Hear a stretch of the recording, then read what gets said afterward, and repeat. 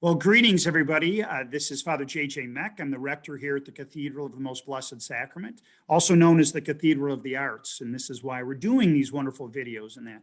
And if this is your first time watching, thank you for coming on. We just had a pivot because this is supposed to be Facebook Live. We weren't able to do that because we had some glitch in the system, but nothing's going to stop us. We're gonna really move forward, and you're going to be very blessed. I'm thanking God ahead of time for what it is that we're going to be doing here, because I've been looking forward to this greatly.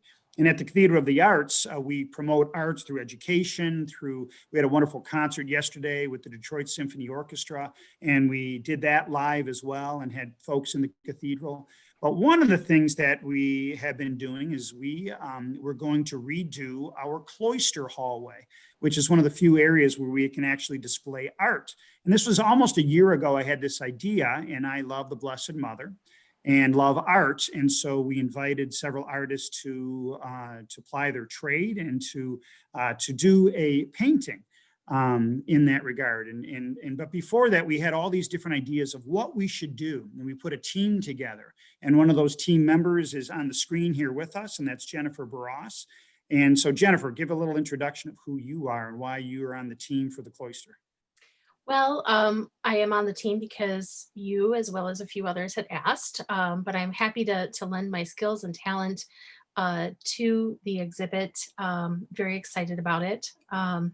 I also have a unique connection to the cathedral because I am co-founder and the president of the Parducci Society. So it's a group that is enthusiastic about architectural ornamentation. And we were founded in 2012, so still a very new organization, a nonprofit that focuses on not only Corrado Parducci's work, who's our namesake, but also the current and modern day craftsmen that we continue to honor their work. I love that, and this is great. And you're also made a film, if you could tell us about that. I did, yeah. So, our initial my interest from Parducci kind of turned from just lecturing as a student, from a student paper to lecturing kind of throughout southeastern Michigan, and then to founding the society. And then a few years later, my partner Jack, who's a Detroit-based filmmaker, was finishing graduate school and said, "What about a film?" And so we started working on that. And so it took us about 2 years. And so we traveled throughout Michigan, documenting Parducci's work. And we also traveled to Los Angeles to visit his son, Alan, and his family, and see all the archives there. And we premiered the film in the 2016 Free Press Film Festival.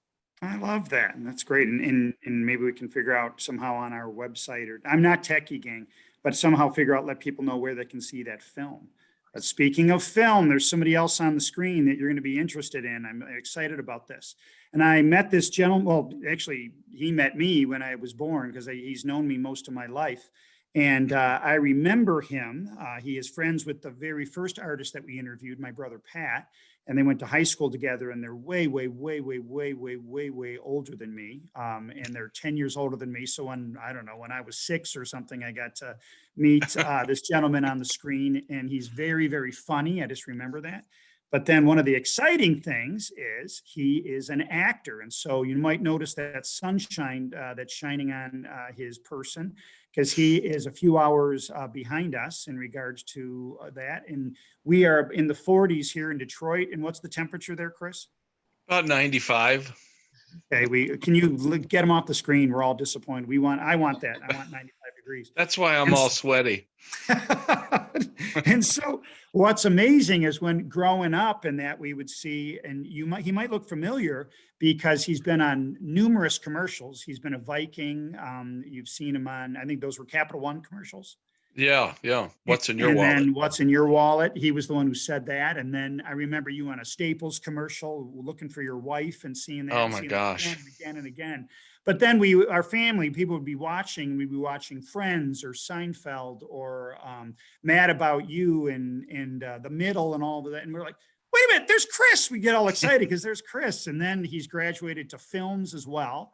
And the last time I was with a friend of mine, and we're sitting watching Ford versus Ferrari, and guess who comes on the screen? And I lean up like, wait a minute, I know that guy. I know that guy. Kind of Yeah, a by fun. the time you said that, I was gone though. So it's fun, and you've been in lots of different wonderful film. Bruce Almighty, you're even in the. I watched it when I rented it about God. Speaking of Bruce Almighty, but I rented that, and you're on the blooper reel, and I loved that. I thought that was Yeah. fun. Jim Carrey, and he was Yeah, having that was fun. That was a really, really fun time at Jim Carrey, such a great guy. You know, you improvise. Some of that stuff was improvised, and that blooper was improvised, and he said just go with it, and I just couldn't keep a straight face. So No, I love it. I think this is good. So if you wouldn't mind, I'm going to introduce all of you to Mr. Christopher Darga, and he grew up obviously here in Michigan, if I knew him, because I've always been here. So tell us a little bit about your background. well, like you said, I grew up was born in Detroit, and then grew up in the Dearborn Heights area. I attended Catholic grade school at St. Linus, and then Sacred Heart, and then Divine Child, and then University of Detroit, which is Jesuit. That's still Catholic, isn't it? Jesuits. We think so. And then I studied theater in college, and then I went on to do graduate school in Nebraska and for a Master of Fine Arts in acting, and came back and taught acting for a couple of years at University of Detroit, back in the theater department, and it was just a temporary position. And then I met my wife Monica doing a play together, and we got married a year later, and then a week later moved to California. This was in Oh, wow. Oh, man. this was in 1923.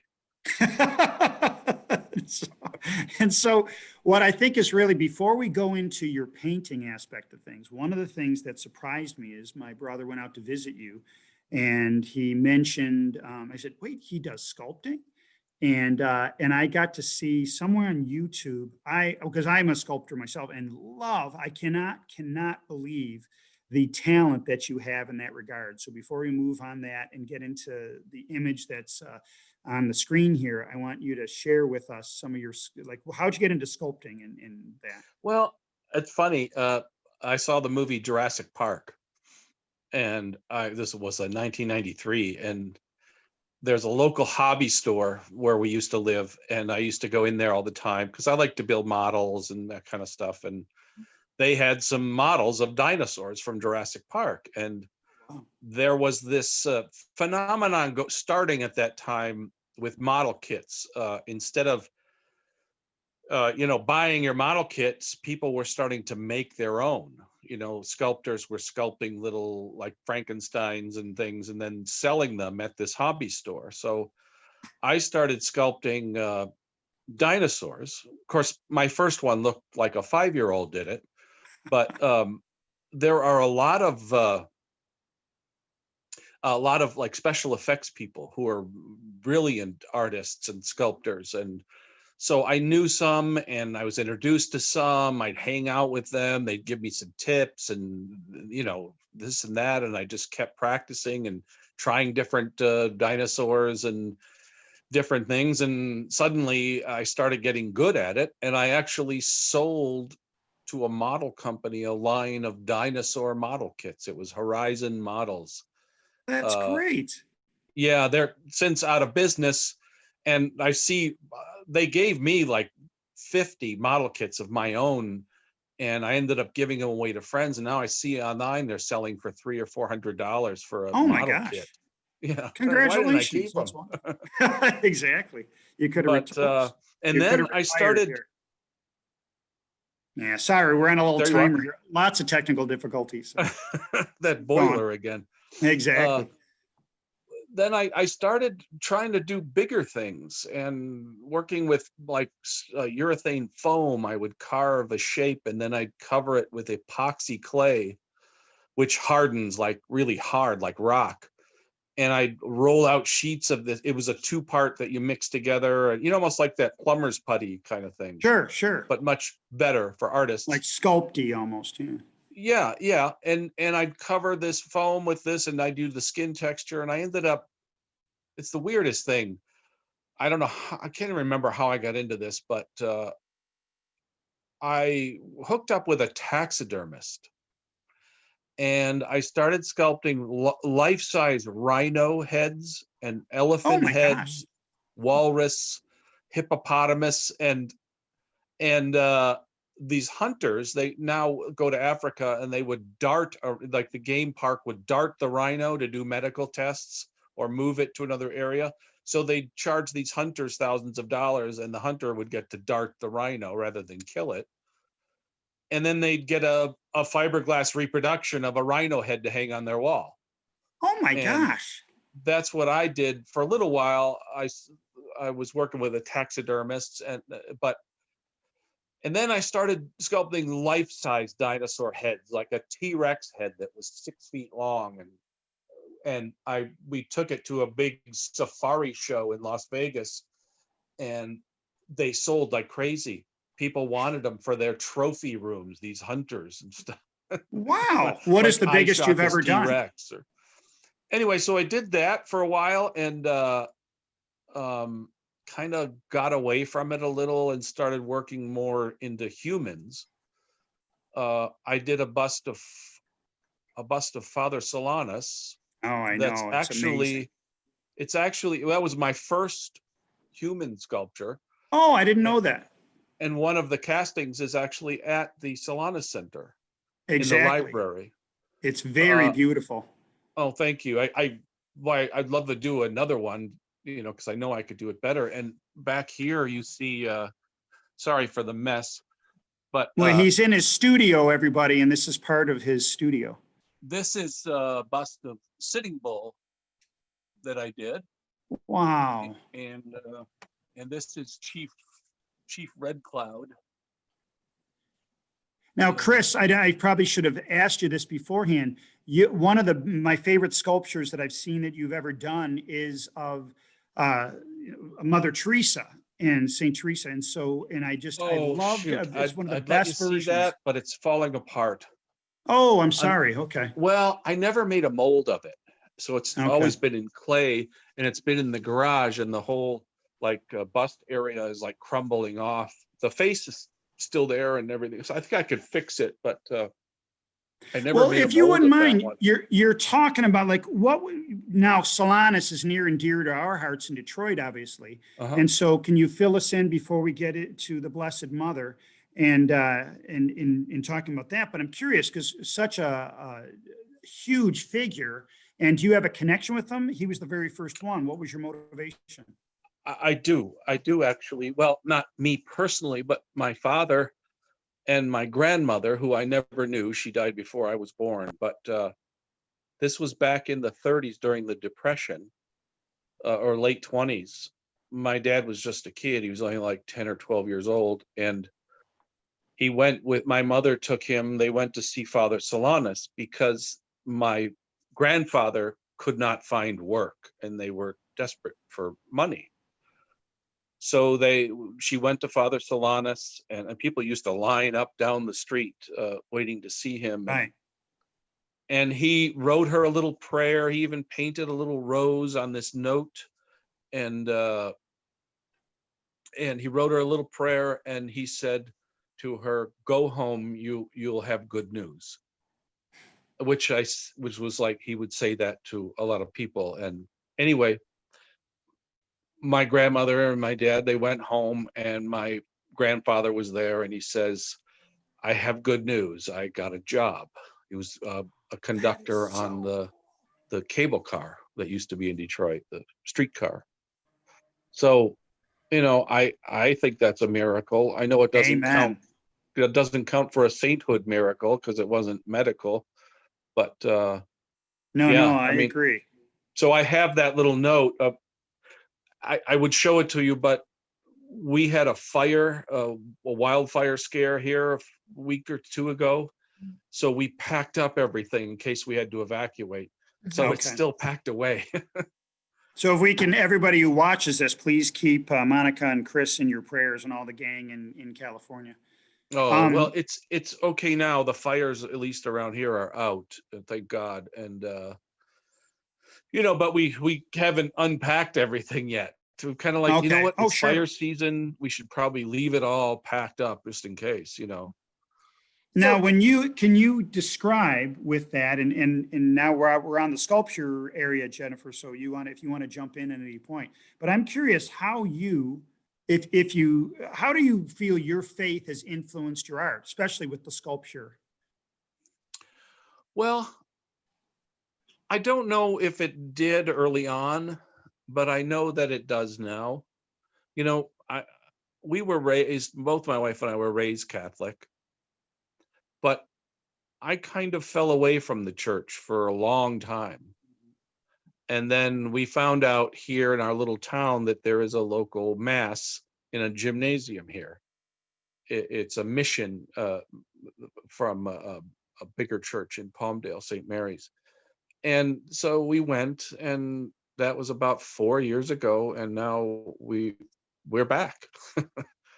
Which, and And if I can, I don't want to embarrass you, but when you say you're back, I think that is, it's an understatement, because when I've talked with Chris on the phone, it's really clear he lets his faith shine, and your wife too. And I have loved that, and they've really, you've really allowed God to really touch your heart in a new way, which I don't believe in coincidence or luck. That's why I keep asking all these questions about how you influence in this and this and this. But I think that God is working, and He's not going to waste all those years of opportunity that you had, where you maybe had been a little bit further away from Him, to influence what it is that you're about. So I just yes, appreciate that. yes, I agree. You know, it could have, he was there, even though I may not have been aware or may have been asking for him, but I'm sure he was there. And now I know he is, and I'm still trying to be better at being a Catholic, and and We all are. Christian, but it really does. And doing these paintings of Mary, the one behind you and the one back here, were, very spiritual. I I love that. was telling you earlier that the young woman who posed for me uh, is a member of a Koinonia, John the Baptist group, and they are, how do you call it? They're not priests or nuns, but they are consecrated. They're right. Exactly. Exactly. Yeah, and they live in their own. They have a ranch out here locally, and just as a side note, um, at their ranch they're having mass now because the gymnasium where we used to have our mass, that school is closed because of COVID. So now we have mass outside at the Koinonia Ranch, and it's really nice. Oh, And that's wonderful. So with uh, this, and I know the piece that's behind you was the first piece you did, and then you were inspired to do this piece, the second piece, and you sent one out here to Michigan. And I'm just curious. Oh, and there you framed them very differently. I love that's almost I love that the way you framed the one behind you. So well, what was your I thought this frame was a little too much. I don't know. The okay? one that you have, I think, is a little simpler, which I thought, it's not like that, Gothic style of framing that, from the old church and, the Right. old art of Mary. But it's, I couldn't do that. Always wanted to make a frame with all that elaborate carving, and because I don't know where you can find them. But anyway, what was I saying? What did you ask About me? the koinonia and the group. And I'm just curious about when you did this, like when you were called and we asked you to do a piece of art that inspired you about the Madonna, the Blessed Mother, what was your reaction? What happened through your process, Well, if you don't mind first sharing? I thought there's a young girl who attends mass I thought would be a good model for a painting of Mary. But then, the more I was thinking about it, this young lady from Koinonia, I mean, they're, you know, who better, and Hmm. she had such a great face and beautiful eyes. And I thought, she's a consecrated, holy person. And so I thought, why not use her? And she agreed. She had to ask the priest, who was the leader of their group, if it's okay. And I asked him, and they're super nice people. He's from Poland. He's a Polish priest, but he speaks like 5 languages. And Wow. But anyway, and she agreed, and I took a bunch of photos in different lighting, and the photos that turned out best were the ones I took with my phone rather than the nice camera, so. Oh, so you didn't have her model in person, you did it through No, photo? no, that would be way too time consuming for them, and I didn't want to, so I went from photographs. Yeah, Nice. that's how I do most of my stuff, from photographs. Yeah. Was it multiple photographs that you kind of put together for her, or of her? No, I found these poses, Just the this one behind me, and then the one that Father JJ has. I took probably 50 shots or so. Mhm. And some Has I she didn't like seen the the look. work? What's that? Has she seen the work? She's so not embarrassed, but self-conscious. You know what I mean? She's like, Aw. I mean, she's very flattered, but I plan on giving them this painting, Oh, that's nice. this other one here, but I think she might send it to her parents. Mhm. They live in Yugoslavia, yeah, Oh, wow. or Czech Republic, whatever it is now. I don't know, but So Chris, tell us a little bit more about your process. Is that kind of where you would normally take photographs if you were going to do kind of a portrait or someone, or like I see a house maybe Well- behind you that is, well, this was obviously- let's see, I don't know if you can see that or not. This was a house in Detroit. Mm, Oh, wow. I was there. It was a burned out. We were actually coming back from I can't remember if I coming back from Polish Village, or I don't remember the street that this was on, but it was a burned out house. And I had some photos of an old man at an art show who was leaning against a sign, and I put him in looking at the burned out building. But I haven't even gotten, I just got a little bit started on that painting, but there's trees and everything that'll be around there. And the old man down there is looking at his old barbershop business that's all burned. And, yeah. I know it's kind of depressing. No, but I love though, is like, in a lot of people, we've purposely chosen folks with different styles.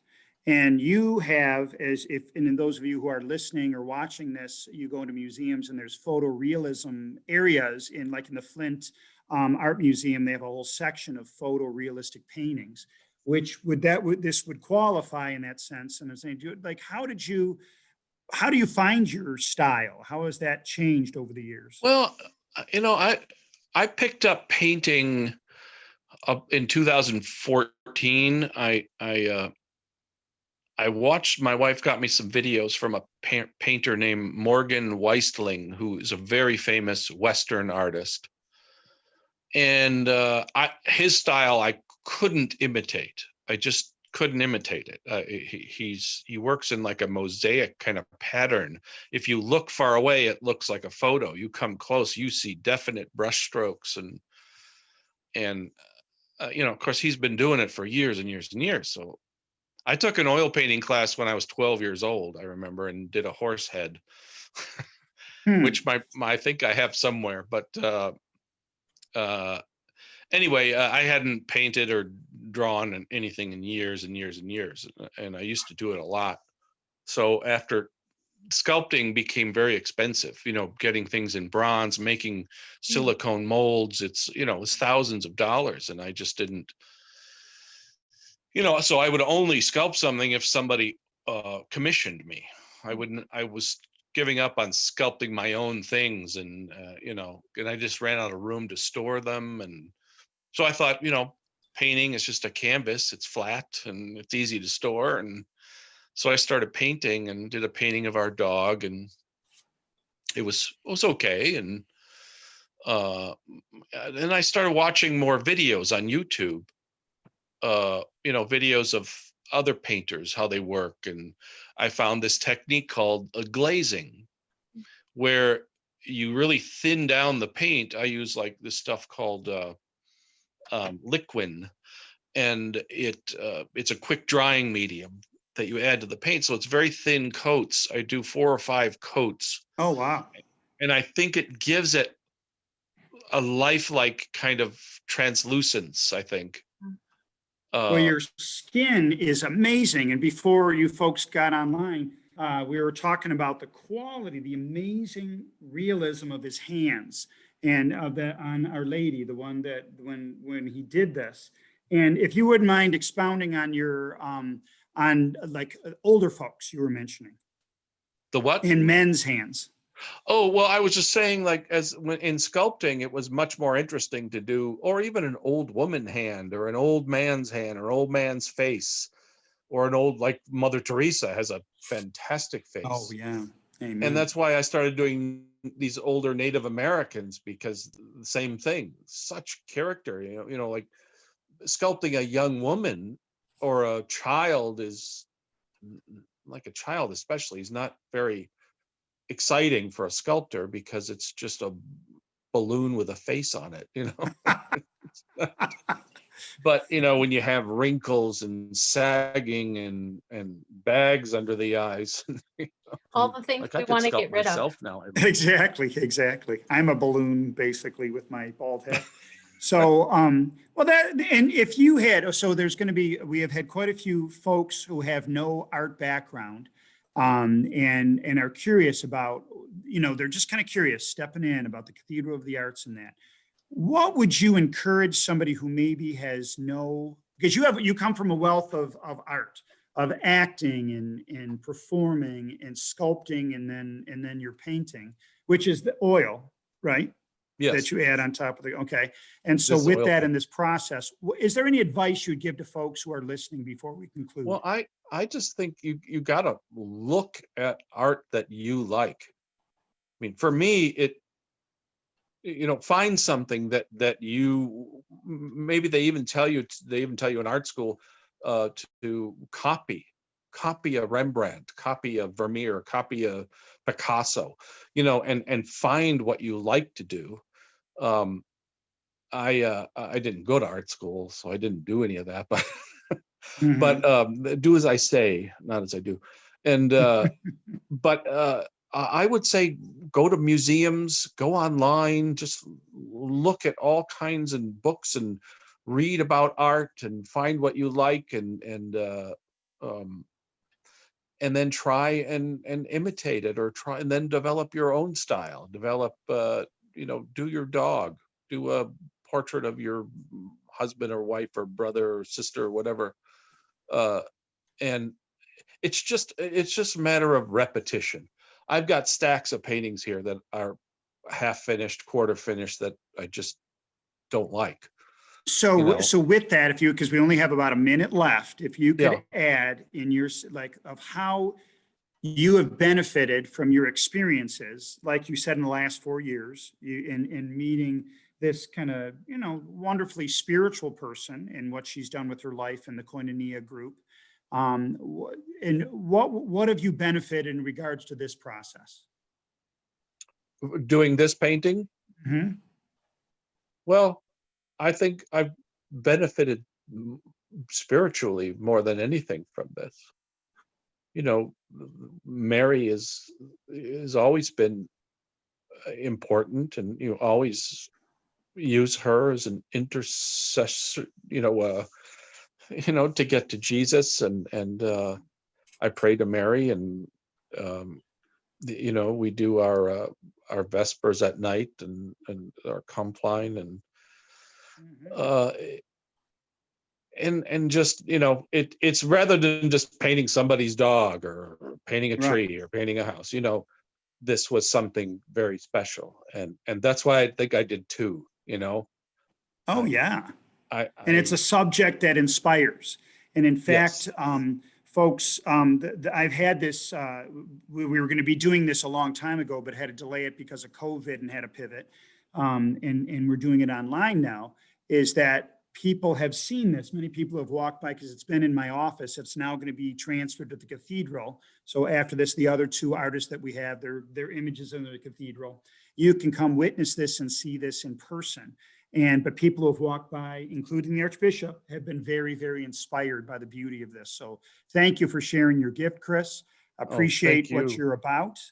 If anybody out there, if you're interested in what we're doing in regards to arts, we've got statues and grottos that we're working on, relics that we're going to be putting in to help utilize art to draw us closer to our Lord. We encourage you to go online. Keep, again, the Dargas in your prayers. Thanks to Ms. Barras over here, our wonderful local filmmaker and sculptor president. And that. And so let's keep in touch, and please give your comments online. Sorry that you couldn't be live for this, and very much appreciate everybody who's watching. God bless you, and come visit us at the Cathedral of the Arts. If I could just say one more thing.